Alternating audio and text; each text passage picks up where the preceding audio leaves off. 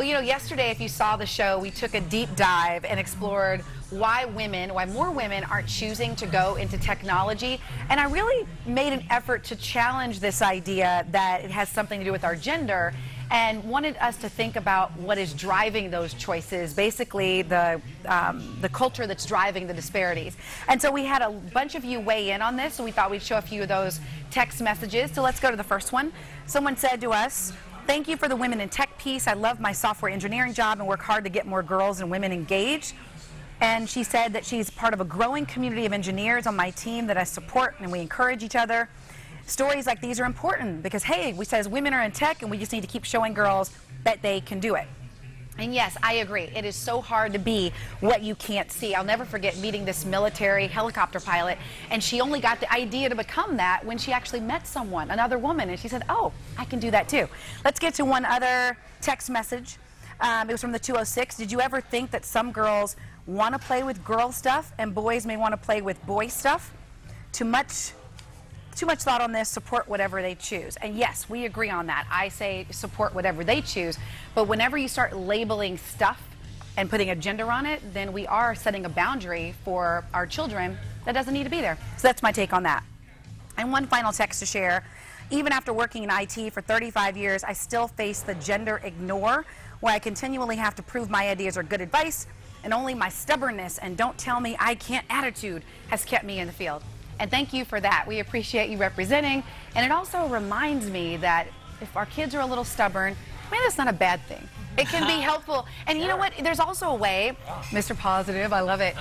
Instead of stubborn, right, we could say persistent, determined, and all of a sudden it has a different connotation, right? Yeah. But I love it. I love that dogged determination. So thanks for sharing your feedback. And you have a follow-up on this too. I do, because my husband works in tech, and he's had this conversation a lot. And I know that, you know, when developers get together, they talk about some of the research and some of the things that are going on in their industry. And it appears, you know, just looking at some of the research, some of the conversations, that the lack of women in tech is not a global problem, that it is an American problem. So, yeah, there have been reports that the U.S. lags behind the rest of the world when it comes to women in tech. And I'll just give you a few examples here, because if you look at the Middle East, the Philippines, or India, data shows that they have had greater representation of women in technology. So in 2013, which is a little old, but those numbers are still holding, The Economist reported that 25% of startups in the Middle East were by women,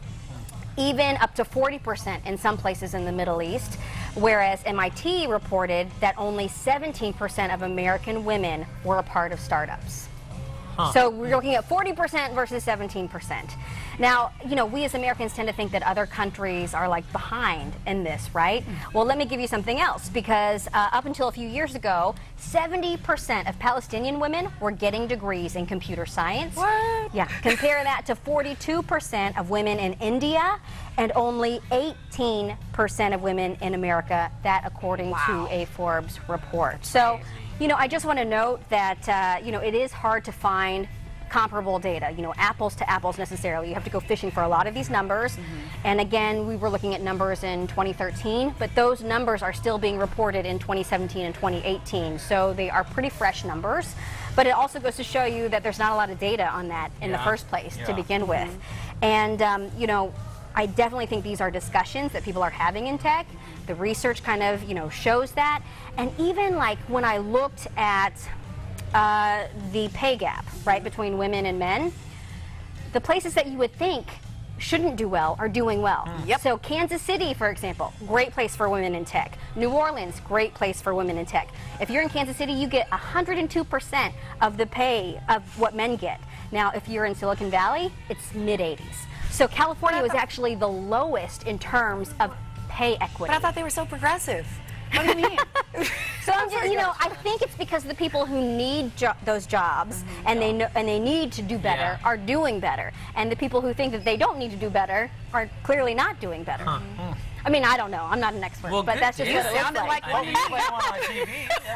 Yeah. You pulled all those numbers. Like you said, you had the fish all over the Yeah, place. I'm so good so job. glad you brought this up, because sometimes when we're able to expand our Yeah. perspective like that, it makes us kind of say, yeah, maybe we need to do better in that. Yeah. And we do. And we're going to keep following this issue. I mean, all of us, because it's not just women that we should be concerned about it. It's everyone, because we use the products that are developed by people in technology. And so it needs to be everyone supporting each other. Right. I know you guys have our back on this one. Well, it's true. I mean, I recently did a story that we're going to air a little bit later about like entrepreneurship and entrepreneurs. And I got advice from them, and it was like male, male, male. I was like, oh, there's a female. Sweet. What does she have to say? You know, because there's just not many of them who are starting their own companies. There are a lot out there, but like you were saying, there should probably be more. So I just can't get over Kansas City because that's Yeah, where I right. grew up, and like housing there is so cheap. I know it is. Like you can get a house for like you can't leave. $125,000. You cannot leave. Okay, so just Speaking of in women that, in moving leadership on. positions, our producer is telling me we must move on. Sorry.